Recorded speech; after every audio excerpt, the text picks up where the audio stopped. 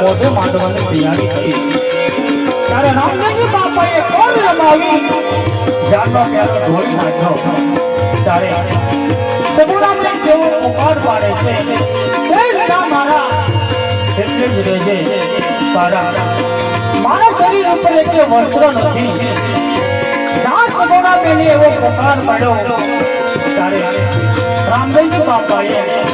Call લગાવી સગુણા બેન વસ્ત્ર સુપ્રત થયા અને એ વસ્ત્ર સગુણા બેને પોતાના શરીર પર ધારણ કર્યા અને તેમ સગુણા રામદેવજી બાપા પાસે આવે છે ત્યારે રામદેવજી બાપા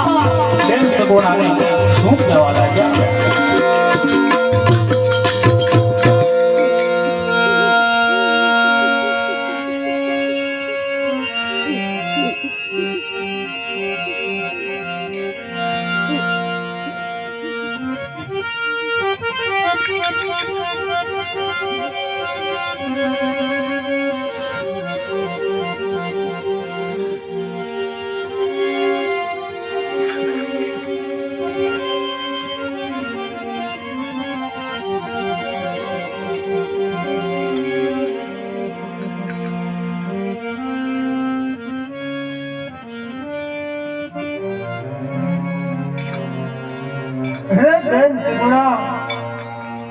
તમારો માલ લૂંટાયો છે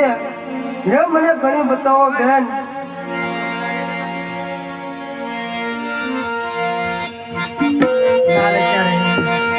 મારો વીરો મંડળ બાંધેલો છે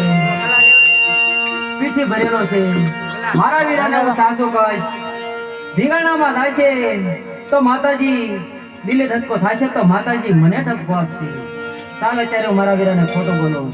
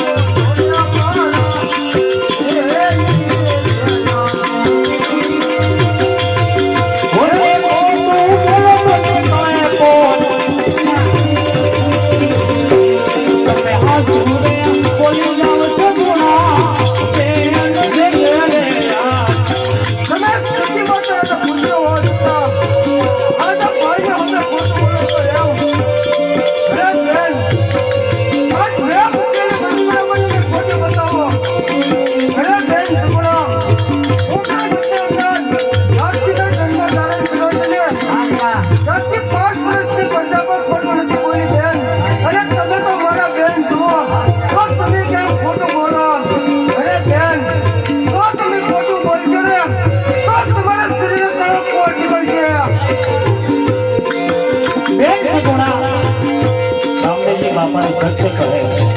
પણ સત્ય કેવી રીતે કહે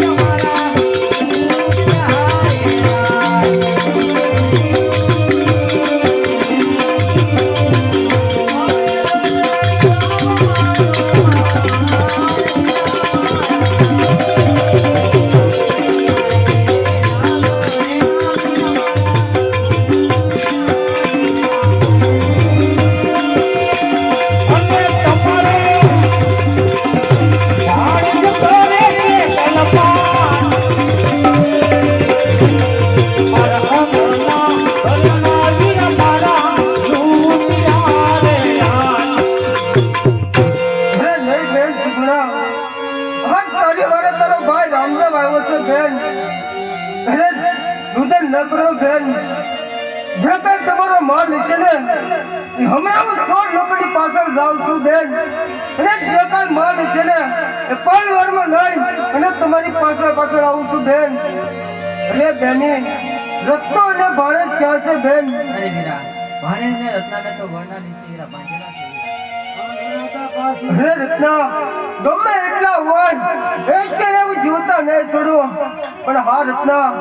તું બેન સગુણાને અને ભાણેજને લઈ પોકરણગઢના માર્ગે ચાલતો થા. હું હમણાં માલ લઈ અને પાછળ આવું છું.